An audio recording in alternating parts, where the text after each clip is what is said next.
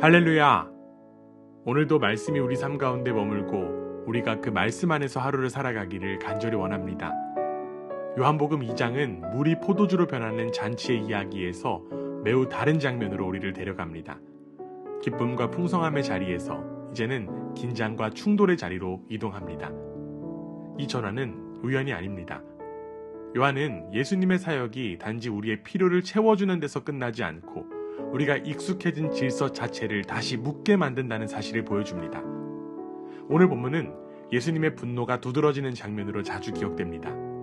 그러나 요한이 우리에게 보여주려는 것은 감정의 폭발이 아니라 무너진 예배의 자리 앞에서 드러나는 하나님의 마음입니다. 6월절이 가까워지자 예수님은 예루살렘으로 올라가십니다. 그리고 성전뜰에서 익숙한 장면을 마주하십니다. 제사를 위한 동물들, 환전을 기다리는 사람들, 분주한 움직임들, 이 모든 것은 본래 예배를 돕기 위한 장치였고 순례자들을 위한 현실적인 배려이기도 했습니다.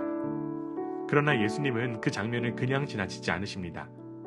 문제는 행위 그 자체보다 그 자리가 무엇을 중심으로 움직이고 있었는가에 있었습니다. 성전은 하나님을 향한 갈망의 자리가 아니라 필요한 일을 처리하고 돌아가는 공간처럼 기능하고 있었습니다. 만남의 자리는 절차의 자리로, 기다림의 공간은 효율의 공간으로 바뀌어 있었습니다. 예수님이 뒤엎으신 것은 몇 개의 상이 아니라 예배의 방향이었습니다. 특히 이방인들이 기도하도록 허락된 성전의 뜰이 거래의 소음으로 가득 찬 현실은 하나님 앞에 머물 자리가 사라졌음을 보여줍니다. 조용히 머물러야 할 자리가 오래 머물 수 없는 공간이 되어버린 것입니다. 이 장면은 우리를 자연스럽게 돌아보게 합니다.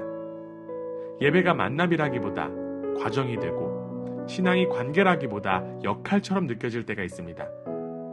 예수님의 행동은 정죄라기보다 회복을 향한 열망입니다.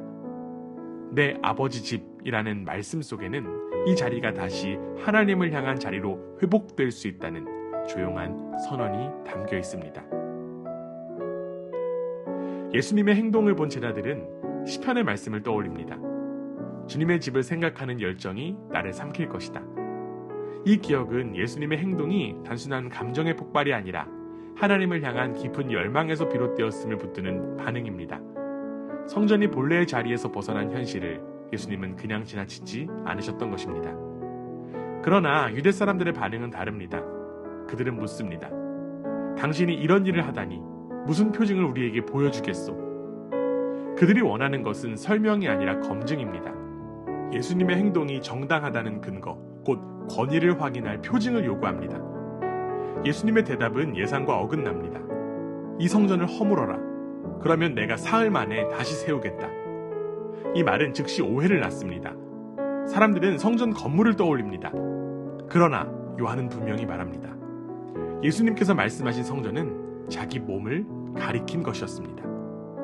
여기서 성전에 대한 이해가 근본적으로 이동합니다. 하나님을 만나는 중심은 더 이상 특정한 장소나 제도에 머물지 않습니다. 예수님 자신이 하나님과 인간이 만나는 자리이며 예수님의 죽음과 부활을 통해 새로운 성전이 세워질 것입니다. 성전 정화는 단지 질서를 바로잡는 사건이 아니라 예배의 중심이 어디에 있는지를 드러내는 선언이 됩니다. 요한은 이 장면을 이렇게 마무리합니다. 제자들은 예수께서 죽은 사람들 가운데서 살아나신 뒤에야 그가 말씀하신 것을 기억하고서 성경 말씀과 예수께서 하신 말씀을 믿게 되었다. 이 문장은 제자들의 믿음이 즉각적 이해에서 출발하지 않았음을 솔직하게 보여줍니다. 그들은 예수님의 말씀을 들었지만 그 순간에는 온전히 이해하지 못했습니다. 성전 정화의 의미도 이 성전을 허물라는 말씀도 그때는 마음에 남아있을 뿐이었습니다. 그러나 부활 이후 그 말씀이 다시 떠오르고 비로소 연결되며 믿음이 됩니다. 여기서 요한은 중요한 신앙의 길을 보여줍니다. 믿음은 모든 것을 즉시 이해한 사람들의 특권이 아니라 시간 속에서 기억되고 해석되는 은혜입니다. 제자들은 사건을 먼저 겪었고 의미는 나중에 열렸습니다.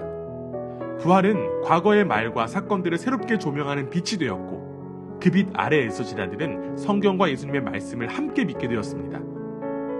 이 대목은 우리의 신앙의 경험과도 깊이 닿아 있습니다.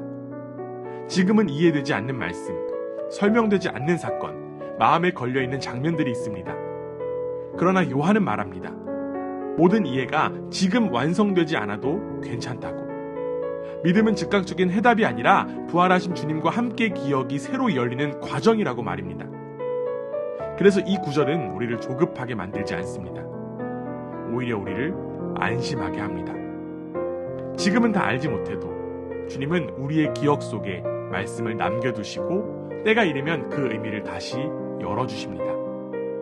성전이신 예수 그리스도 안에서 무너진 것처럼 보였던 말씀이 다시 세워지고 흩어진 이해가 하나의 믿음으로 이어집니다. 사랑하는 여러분, 요한복음 2장은 예수님이 무엇을 허무시고 무엇을 세우시는 분이신지를 조용히 보여줍니다. 주님은 예배의 자리를 어지럽히는 것들을 그냥 두지 않으시지만 그것은 파괴를 위한 행동이 아니라 회복을 향한 열심이었습니다. 그리고 그 회복의 중심에는 더 이상 건물이 아니라 예수님 자신이 계십니다. 제자들은 그 뜻을 즉시 이해하지 못했습니다. 그러나 부활 이후에야 말씀을 기억했고 그때 비로소 믿음이 하나로 이어졌습니다. 이처럼 우리의 신앙도 종종 나중에야 이해되고 시간이 지난 후에야 말씀이 다시 살아나는 경험을 하게 됩니다. 오늘 이 말씀은 우리를 재촉하기보다 방향을 바로 잡아줍니다. 무엇을 더 쌓으라고 하기보다 어디에 중심을 두고 있는지를 묻습니다. 성전이신 예수 그리스도 앞에 다시 서는 것, 그분 안에서 예배와 삶이 다시 정렬되는 것이 신앙의 길임을 보여줍니다. 오늘 하루를 살아가며 익숙해진 신앙의 질서 속에서 그리스도를 놓치지 않게 하시고 무너뜨리심 속에서도 다시 세우시는 주님의 손길을 신뢰하며 걸어가기를 간절히 원합니다. 성전이신 주님 안에서 우리의 예배와 삶이 새롭게 이어지기를 주님의 이름으로 축원합니다.